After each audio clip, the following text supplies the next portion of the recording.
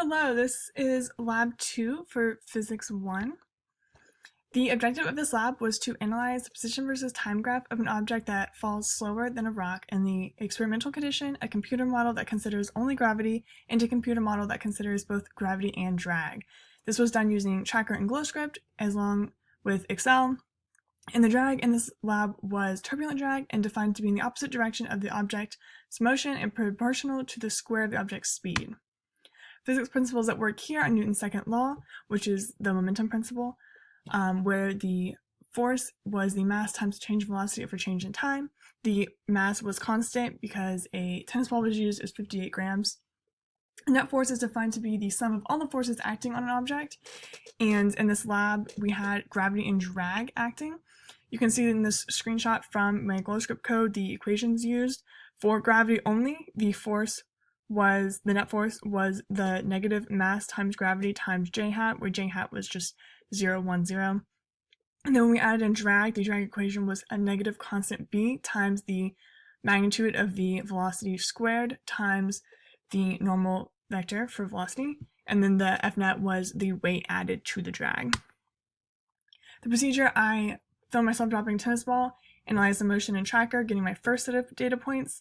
I used GlowScript to code the motion with only gravity acting, and that was my second set of data points. And then my third set of data points was used when I added in the drag force to my code equations. This is a screenshot from Tracker. I defined my x and y axis. My ball is falling in the negative y direction. I calibrated the height using myself, and I went through and coded the position of the ball shot by shot, and this gave me my first position versus time graph. This is a screenshot from GlowScript, where I have over on the left the gravity only, and on the right the gravity with drag. Initial conditions were coded early in the code using base data from Tracker, like the initial position and time. The overall time was 0 to 0.667 seconds.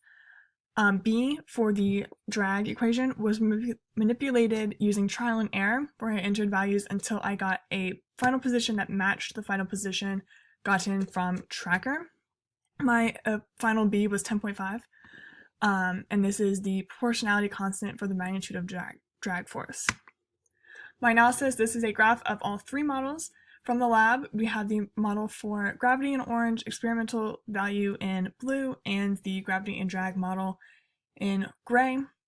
The model for gravity overestimated the distance compared to the actual value, and by using the constant b, I managed to get my final position for the gravity and drag model to be the same as my experimental final position.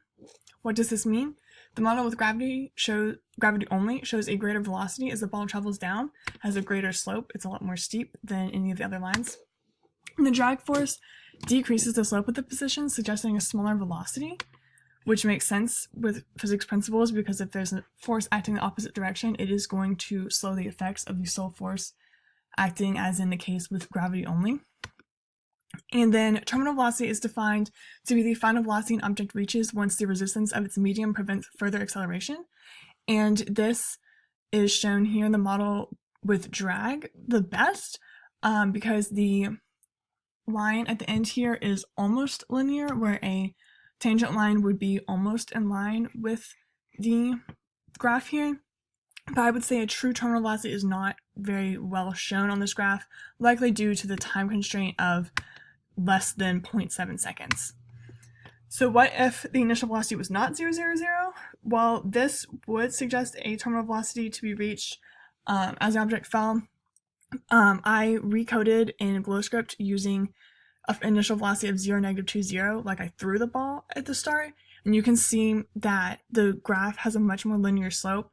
On the left is just gravity, on the right is gravity and drag, and you can see the gravity and drag graph is almost linear as the ball fell. Another important thing to note is that the objects travel further in this scenario because the initial force of it falling is so much greater. Your final position with gravity only is -3.5 meters, which is a full meter further than in actual experiment values. This has been Lab 2. Thank you so much.